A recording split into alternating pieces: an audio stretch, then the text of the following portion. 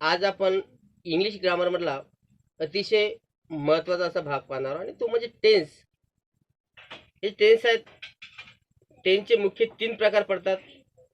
Number 1 वर्तमान काळ, number 2 भूतकाळ आणि नंबर 3 भविष्यकाळ. अर्थात present tense, past tense and future tense. आणि प्रत्येक मुख्य काळाचे 4-4 उपप्रकार पडतात. आणि आज आपण हा जो 1 नंबर जो काळ प्रेझेंट टेन्स याचे जे 4 उपप्रकार पडतात याच्याविषयी आपण समजून घेणार आहोत. ते पहा. हा जो टेन्स आहे आपल्याला तो कोणता? Present tense. या प्रेझेंट टेन्सचे जे 4 उपप्रकार पडतात त्यापैकी 1 नंबर आहे सिंपल प्रेझेंट. या सिंपल प्रेझेंटच्या विषयी आपण पाहणार आहोत. या सिंपल प्रेझेंट मध्ये subject plus V1 plus object, subject V1 object, अर्थात या टेन्सचं जे स्ट्रक्चर आहे या स्ट्रक्चर लक्षात ठेवत असताना या प्रत्येक टेन्स मधले सब्जेक्ट ऑब्जेक्ट हे कंपल्सरी आहेत. म्हणून ह्यामधला फक्त जे हेल्पिंग व्हर्ब आणि फर्ब, हेल्पिंग व्हर्ब आणि व्हर्ब ह्याचाच विचार करायचा, हेच लक्षात ठेवायचे. ते म्हणजे या सिंपल प्रेझेंट मध्ये V1 आणि याचे वाक्य पाहत असताना पहा की जसं आय गो टू स्कूल, ह्या वाक्यामध्ये आय काय सब्जेक्ट आहे, go V1 that means first form of verb, school object. अशा प्रकारे हे वाक्य तयार झालं. आय गो टू स्कूल, मी शाळेत जातो. नेक्स्ट सेंटेन्स आहे सी कट्स द फ्लावर्स, ती फुले तोडते. She cuts the flower, she subject, cuts first form of verb आणि द फ्लावर्स ऑब्जेक्ट. आणि या ठिकाणी एक तुमच्या लक्षात आलं असेल की आधीच्या सेंटेन्स मध्ये गोला एस प्रत्यय लागलं नाही, परंतु या नंतरच्या सेंटेन्स मध्ये आपण काय केलं, कटला येस प्रत्यय लावला, ते कट्स केलं. याचं कारण असं की वाक्यामध्ये जर ही, सी, इट किंवा एखादं नाव, सृष्टी, असे जर तृतीय पुरुषी एकवचनी करते असतील, असे तृतीय पुरुषी एकवचनी करते जर असतील तर काय करतो आपण, त्या क्रियापदाला येस किंवा येस प्रत्यय लावत असतो. आणि म्हणून आपण इथं काय केलं की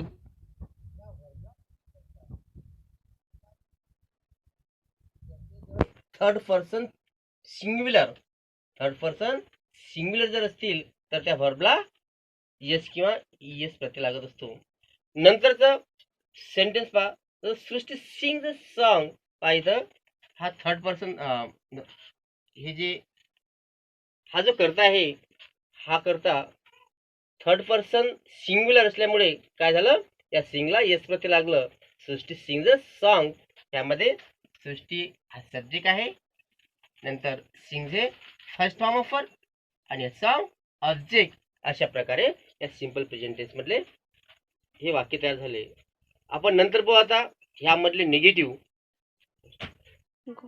तर पहा आता हे जे वाक्य पाहिले आपण सिंपल पाहिले होते, आता ह्याच वाक्याचे निगेटिव्ह सेंटेन्स कशा प्रकारे बनतात ते पहा. की जसं आता आपण वाक्य पाहिलं दे गो टू स्कूल, तर याच वाक्याचं निगेटिव्ह काय होईल, they do not go to school. They do not go to school, यामध्ये काय लागलं, फक्त आपण डू घेतला आणि नंतर नॉट शब्द निगेटिव्ह टाकला. नंतर she cut the flowers, she cuts the flowers, आणि या वाक्याचं निगेटिव्ह वाक्य कसं तयार होईल, she does not cut the flower, she does not cut the flower. इथं काय केलं, फक्त आपण डज घेतला आणि त्याला नॉट अर्थात निगेटिव्ह शब्द टाकला. अशा प्रकारे हे वाक्य निगेटिव्ह बनले. तर हे जे वाक्य पाहिले आपण, याच वाक्याचं आपण प्रश्नार्थक वाक्य सुद्धा बनतात. आणि ते कशा प्रकारे बनतात पहा, की जसं आता वाक्य पाहिलं आपण दे गो टू स्कूल, आणि ह्याच वाक्याचं प्रश्नार्थ वाक्य तयार होत असताना कसं होईल, ते do they go to school. आपण काय केलं, फक्त त्या कर्त्याच्या आधी डू शब्द टाकला आणि नंतर व्हर्ब घेतलं आणि ऑब्जेक्ट टाकला, त्यानंतर do they go to school. नंतर आहे सी कट द फ्लावर. आता इथे सुद्धा आपण काय केलं, आधी डज घेतलं, does she cut the flowers, does she cut the flower. अशा प्रकारे या वाक्याचं क्वेश्चन तयार झालं. याचा अर्थ काय होता, दे गो टू स्कूल, अर्थात ते शाळेत जातात. क्वेश्चन कसा तयार झाला की do they go to school, ते शाळेत जातात का. नंतर सी कट द फ्लावर, म्हणजे क्वेश्चन कसा तयार झाला, does she cut the flower, ती फुले तोडते का? अशा प्रकारे या टेन्स मध्ये क्वेश्चन तयार होतात. टेन्स आहे आपला तो आहे कंटिन्यू प्रेझेंट. अर्थात एक नंबर जो पाहिला आपण सिंपल प्रेझेंट, त्याचं स्ट्रक्चर काय होतं? सब्जेक्ट V1 ऑब्जेक्ट, अर्थात त्यामधलं तुम्ही V1 लक्षात ठेवायचं. आणि या कंटिन्यू प्रेझेंटचं स्ट्रक्चर पहा, subject plus am is are plus V4 plus object. Continue present subject plus am is are plus V4 plus object. Subject am is are V4 object या कंटिन्यू प्रेझेंटचं स्ट्रक्चर लक्षात ठेवत असताना फक्त ह्यामधले एमिजार प्लस V4 ह्याच गोष्टी लक्षात ठेवायचे. एमिजार प्लस V4 का की सब्जेक्ट ऑब्जेक्ट हे हा जो कंटिन्यू प्रेझेंट आहे ह्यामध्ये एमिजार प्लस V4 हेच लक्षात ठेवायचं का की सब्जेक्ट आणि ऑब्जेक्ट हे प्रत्येक टेन्स मध्ये सारखेच आहेत, कंपल्सरी आहेत. म्हणून याचे वाक्य कशा प्रकारे तयार झाले, ह्यामध्ये एम केव्हा वापरायचं, इज केव्हा वापरायचं आणि आर केव्हा वापरायचं. तर सब्जेक्ट एक वचनी असेल, करता एक वचनी असेल तर इज वापरायचं, अनेक वचनी असेल तर आर वापरायचं आणि एम हे फक्त आय हा सब्जेक्ट असताना वापरायचं. म्हणून वाक्य कशा प्रकारे तयार झालं पहा, I am going to school, I am going to school ह्यामध्ये आय सब्जेक्ट आहे, am helping verb, going V4 अर्थात क्रियापदाच्या पहिल्या रूपाला ING प्रत्यय, to school object. Next sentence आहे, she is cutting the flowers. ह्या वाक्यामध्ये सी हा एक वचनी असल्यामुळे, हा सिंग्युलर असल्यामुळे काय झालं, सी इज हे हेल्पिंग वर्ब घेतला आपण, नंतर कटला ING प्रत्यय, कटिंग द फ्लावर्स हे object. She is cutting the flowers, ती फुले तोडत आहे. Next sentence, we are singing a song. ह्यामध्ये वी हा अनेक वचनी आहे म्हणून आपण काय घेतलं, आर घेतलं इथं. आणि ही जे सिंग आहे जो फॉर्म आहे त्याला ING प्रत्यय अर्थात V4 म्हणून इथं सिंगचं सिंगिंग झालं आणि सॉन्ग ऑब्जेक्ट. अशा प्रकारे हे तीन वाक्य तयार झाले. एक वचनी इज, अनेक वचनी आर आणि आय समोर नेहमी एम वापरायचं. तर हेच वाक्य आपण आता निगेटिव्ह कसे बनतात ते पहा. ते अगदी सहज आहे, सोपं आहे. काय, फक्त हेल्पिंग वर्ब समोर नॉट हा शब्द टाकायचा म्हणजे झालं. कसं, I am not going to school. Sentence याचे आपण निगेटिव्ह हे कशा प्रकारे बनतात पहा. ह्यामध्ये काय करायचं, फक्त हेल्पिंग वर्ब समोर नॉट शब्द टाकायचा, की जसं I am not going to school, मी शाळेत जात नाही. नंतर she is not cutting the flowers, इथं सुद्धा आपण फक्त इज नंतर नॉट शब्द टाकला. नंतर we are not singing song, अर्थात इथं सुद्धा हेल्पिंग वर्ब नंतर नॉट शब्द वापरला. हे वाक्य तयार झालं, we are not singing song. अशा प्रकारे. आणि हेच वाक्य आपण याचे प्रश्न सुद्धा तयार होतात, प्रश्नार्थक सुद्धा बनते. ते कसे बनतात पहा, ते अगदी सहज आहे. हे जे वाक्य आहेत या वाक्याचे आपण प्रश्नार्थ वाक्य सुद्धा सहज तयार होतात, ते पहा कशा प्रकारे. यामध्ये काय करायचं, फक्त हे जे हेल्पिंग वर्ब आणि सब्जेक्टच्या जागा चेंज करायच्या फक्त, की जसं am I going to school, काय केलं आपण, हे जे हेल्पिंग वर्ब आहे ते आधी घेतलं वाक्याच्या, ते झालं am I going to school. Next आहे she is cutting the flowers, आणि यामध्ये सुद्धा काय केलं आपण, त्या इज हेल्पिंग वर्बला सब्जेक्टच्या आधी घेतलं, अर्थात ते वाक्य होईल is she cutting the flowers. Next sentence, we are singing song. यामध्ये सुद्धा ही जे हेल्पिंग वर्ब आर आहे आपण करते ठिकाणी टाकलं, ते होईल आर वी सिंगिंग सॉन्ग. अशा प्रकारे सिंपल प्रेझेंट पाहिला, याचं structure subject V1 object. Continue present मध्ये काय पाहिलं, सब्जेक्ट एमिजार V4 ऑब्जेक्ट. आणि आता पाहणार आपण प्रेझेंट परफेक्ट टेन्स. हा 3 नंबरचा टेन्स आहे. तर पहा आपण परफेक्ट टेन्स मध्ये structure subject plus has plus V3 plus object. Subject has V3 object, अर्थात हे जे वाक्य तयार असताना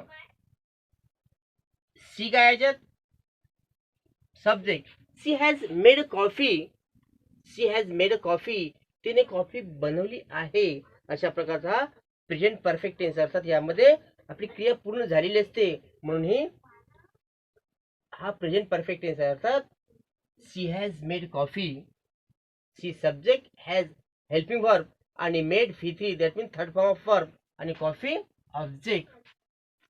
तर यामध्ये ह्याव केव्हा घ्यायचं आणि हॅज केव्हा घ्यायचं.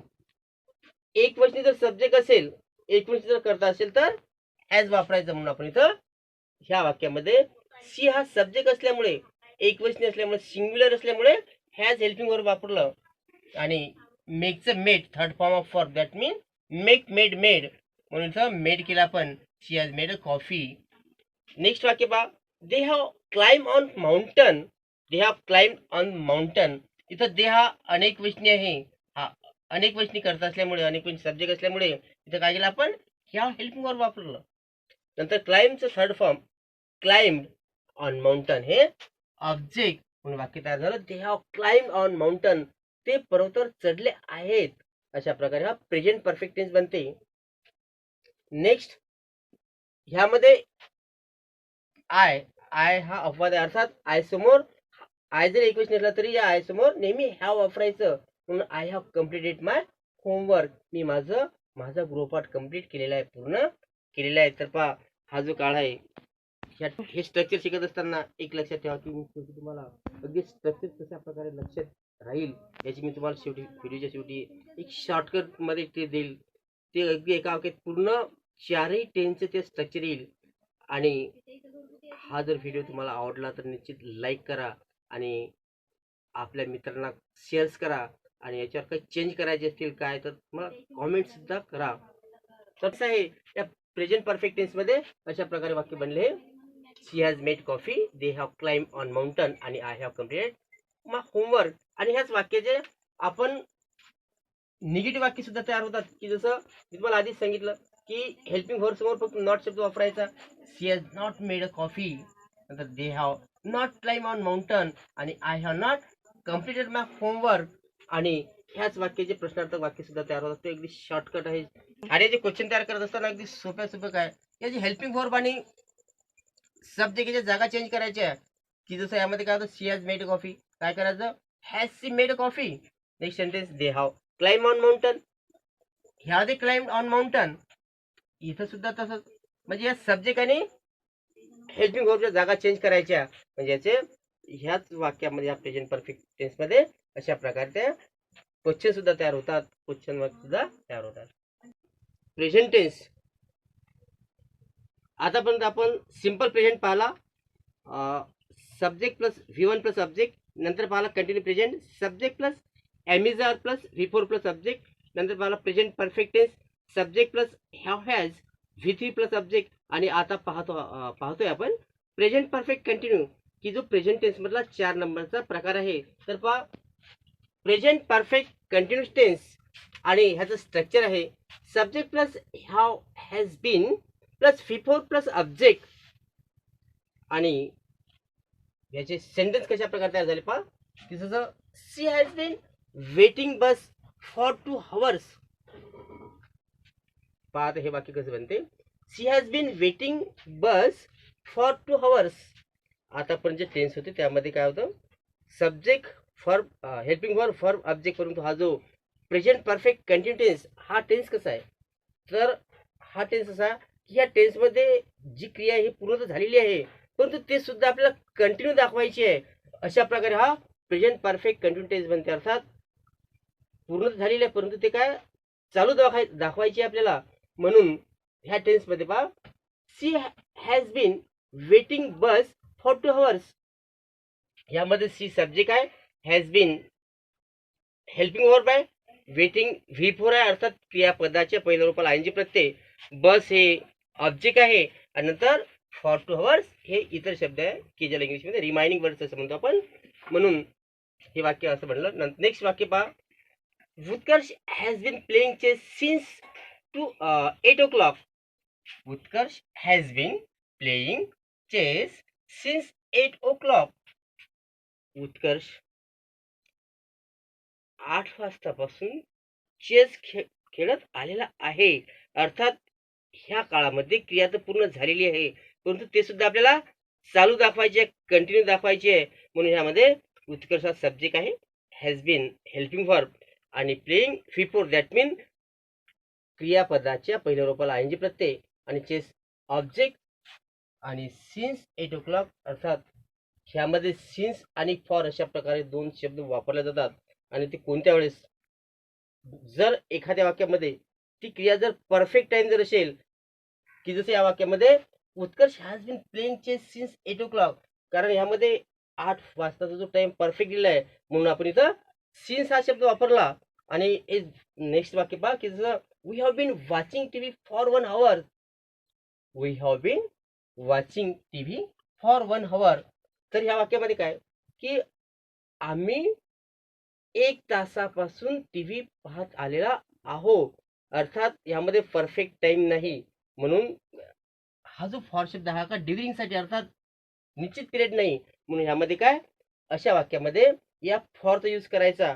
म्हणून हा जो प्रेझेंट परफेक्ट कंटिन्यू टेन्स आहे ह्यामध्ये जे दोन शब्द वापरायचे आहेत सिन्स आणि फॉर हे विशिष्ट वेळेस वापरायचं आहे की जसं परफेक्ट टाइम असला तर अर्थात परफेक्ट टाइम म्हणा डेट म्हणा दिवस म्हणा कुठले जर परफेक्ट निश्चित जर असेल कालावधी दिलेला असेल तर त्यामध्ये सिन्स वापरायचं. आणि जर असं निश्चित टाइम दिलेला नसेल वेळ दिलेला नसेल तर फॉर शब्द वापरायचा. तर पहा अशा प्रकारे हा प्रेझेंट परफेक्ट कंटिन्यू टेन्स आहे. हा जो टेन्स आहे कोणता प्रेझेंट परफेक्ट कंटिन्यू टेन्स अर्थात प्रेझेंट टेन्स म्हटला 4 नंबरचा काळ आहे हा. आणि की जसं याचं स्ट्रक्चर पाहिलं आपण subject plus have been has been V4 plus object subject has been plus V4 plus object अशा प्रकारे हा 4 नंबरचा टेन्स आहे. मध्ये जसं आता वाक्य पाहिलं आपण she has been waiting bus for 2 hours. तर यामध्ये काय निगेटिव्ह सेंटेन्स करताना हे जे हेल्पिंग वर्ब आहे हेल्पिंग वर्ब नंतर फक्त नॉट शब्द टाकायचा की जसं काय होते मग she has not been waiting bus for 2 hours. Next Utkarsh has not been playing chess since 8 o'clock. आणि नंतर we have not been watching TV for 1 hour. अशा प्रकारे या सेंटेन्सचे निगेटिव्ह सेंटेन्स बनतात. तर आणि अजून आता याचे प्रश्नार्थ कशा प्रकारे तयार होतात ते पहा. हे सुद्धा सोपं आहे. यामध्ये हे जे सेंटेन्सेस आहे याचे क्वेश्चन कसे तयार होतात पहा की जसं आता फक्त याचे हेल्पिंग वर्ब आणि सब्जेक्टच्या जागा चेंज करायच्या तसेच मग has she been waiting bus for 2 hours. Next sentence इथं सुद्धा या सब्जेक्ट आणि हेल्पिंग वर्बच्या जागा चेंज करायच्या म्हणजे has Utkarsh been playing chess since 8 o'clock. आणि हे वाक्य सुद्धा तसंच have we been watching TV for 1 hour. अशा प्रकारे याचे प्रश्नार्थ वाक्य तयार होतात. तर या पार्ट 1 मध्ये आपण पाहिला प्रेझेंट टेन्सचे 4 उपप्रकार अर्थात त्यामध्ये जे स्ट्रक्चर आहे ते लक्षात ठेवण्यासाठी तुम्हाला एक ट्रिक सांगतोय. प्रत्येक टेन्समध्ये सब्जेक्ट आणि ऑब्जेक्ट कंपल्सरी आहेत म्हणून लक्षात ठेवताना हेच लक्षात ठेवायचं. Simple present V1, continue present am is are V4, present perfect tense have has V3 आणि present perfect continue have been has been V4. आणि एकच वाक्य कशा प्रकारे चारही काळ टेन्स चेंज होते पहा जसं I sing a song, I am singing song, I have sung a song आणि I have been singing song. अशा प्रकारे. तर हा जर व्हिडिओ तुम्हाला आवडला असेल नक्कीच लाईक करा आणि ह्यामध्ये जर काही बदल होईल तर कॉमेंट्स करा आणि आपल्या मित्रांना जास्तीत जास्त शेअर करा, सबस्क्राईब करा. तर नेक्स्ट व्हिडिओ आपण पास्ट टेन्सच्या विषयी घेऊन येऊ. So thank you.